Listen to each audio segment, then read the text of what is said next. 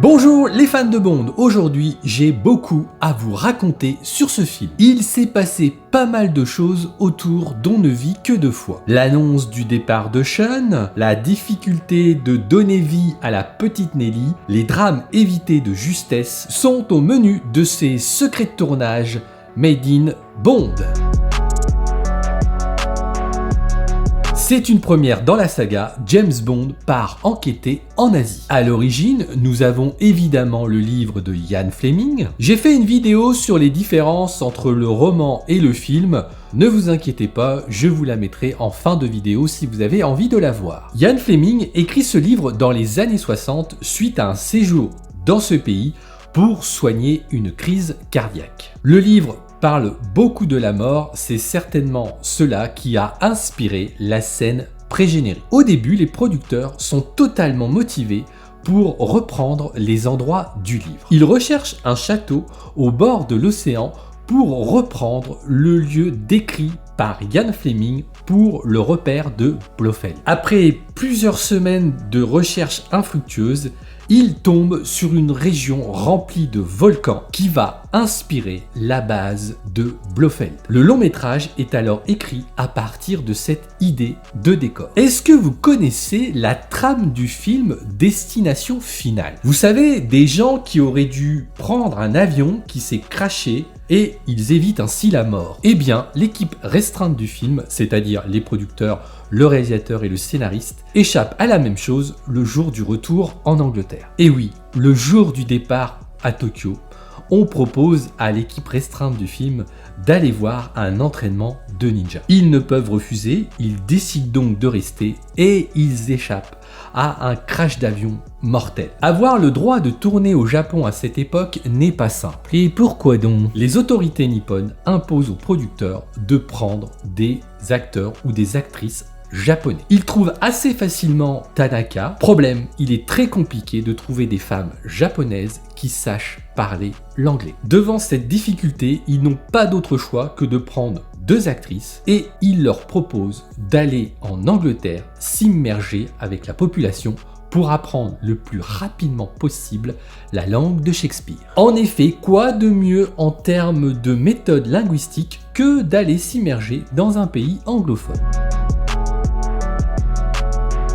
Le tournage commence le 4 juillet 1966 par la scène de mort de James Bond. Cette scène est certainement prémonitoire puisque Sean Connery annonce en plein tournage sa décision de ne pas reprendre le rôle de James Bond après On ne vit que deux fois. C'est une demi-surprise puisque le contrat de l'acteur se termine à la suite de ce film, mais quand même les producteurs espéraient pouvoir négocier avec l'acteur une prolongation. Sean Connery aurait dû y réfléchir à deux fois avant de faire cette annonce. Le succès de la saga et l'annonce de ce départ va rendre le tournage extrêmement compliqué pour l'acteur écossais. Fini l'époque de tourner tranquillement des scènes dans les rues d'Istanbul avec le film Bon baiser de Russie. Désormais, la notoriété de la saga oblige les producteurs de boucler les lieux de tournage pour être tranquille. Et ils embauchent même des gardes du corps pour l'acteur vedette qui ne peut pas faire un déplacement sans avoir une foule à côté de lui. Il passera d'ailleurs beaucoup de temps dans sa loge pour éviter les paparazzis. Alors il faut être clair, à l'époque,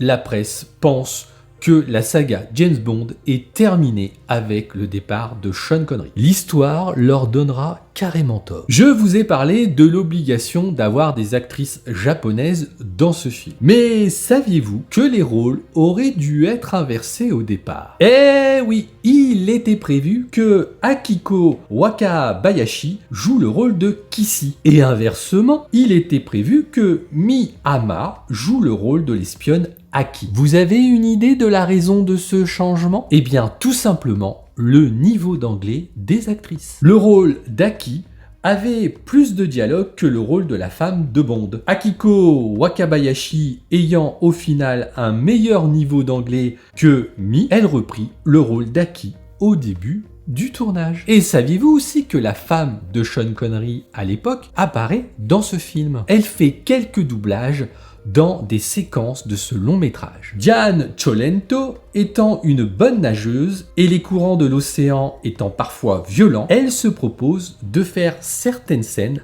à la place des actrices qui étaient prévues dans le film. Là encore, une grosse surprise. On ne devait pas avoir Donald Pleasence dans le rôle de Blofeld. Et oui, ce rôle phare du film et de la saga devait être joué par Ian Weirish, un choix fait par Harry Saltzman. Il s'avère que l'acteur ne fait pas du tout, mais du tout l'affaire, et il ne plaît pas du tout au réalisateur et à Broccoli. Après quelques jours de tournage, il est évident, il faut le remplacer. C'est donc Donald Pleasence qui est recruté à la toute dernière minute pour jouer le premier Blofeld de la saga. Alors, qu'on soit bien d'accord, quand je dis le premier Blofeld, c'est le premier Blofeld qu'on voit, évidemment.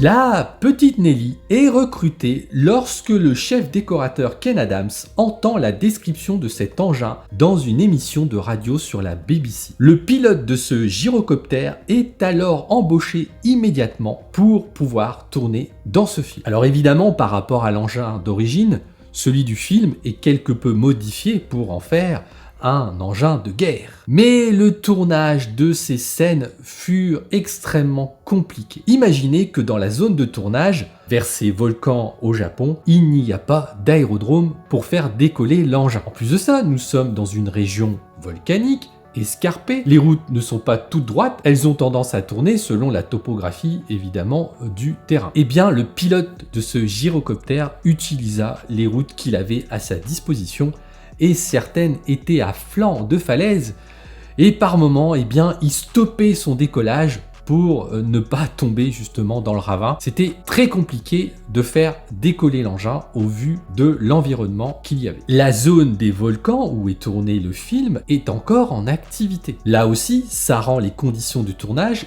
difficiles. La scène où on aperçoit l'hélicoptère par le haut a tourné au drame. Un courant d'air chaud changeant entraîna l'hélicoptère vers le haut subitement, qui percuta l'autre hélicoptère en train de filmer. Imaginez, le caméraman était assis sur l'extérieur de l'hélicoptère pour pouvoir filmer. Eh bien, je vous donne dans le mille, l'autre hélicoptère qui remonte tout d'un coup, eh bien, que se passe-t-il? Les hélices coupent un morceau de son pied. L'hélicoptère du dessous ayant touché celui du dessus perd le contrôle, l'hélicoptère se scratche sur le sol, mais au miracle, le pilote en sortit indemne. À la suite de ça, le tournage est stoppé net. En plus, un autre problème vient se greffer à cet accident. Les autorités japonaises interdisent à l'équipe du film d'utiliser des fusées dans l'enceinte du parc national des volcans. Et alors, que faire dans ces cas-là? Eh bien, cette séquence sera reprise plusieurs mois plus tard et elle sera tournée en Espagne,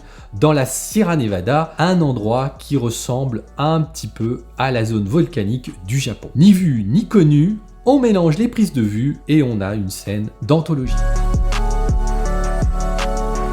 Alors vous vous doutez bien, mais je vais enfoncer une porte ouverte, le repère de Blofeld, la base volcan, est totalement fausse. Elle a été créée de toutes pièces dans les studios Pinewood. Il faudra pas moins de 5 mois pour créer cette folie. Imaginez que la construction de ce décor à lui tout seul correspond au budget du premier film de la saga. Une idée de dingue, jamais égalée sur tous les films 007. On aurait pu penser qu'il s'agissait d'une maquette, eh bien non. C'est bien un vrai hélicoptère qui se pose dans cette scène. C'est aussi une vraie fusée qui fait mine de décoller dans le film. Et imaginez aussi la galère que ça a été pour éclairer ce décor. C'est franchement l'une des plus belles prouesses, au moins pour cette première partie de la saga. Et maintenant, si vous avez envie de continuer l'immersion dans On ne vit que deux fois, eh bien je vous propose de me rejoindre dans l'une ou l'autre de ces vidéos. À tout de suite.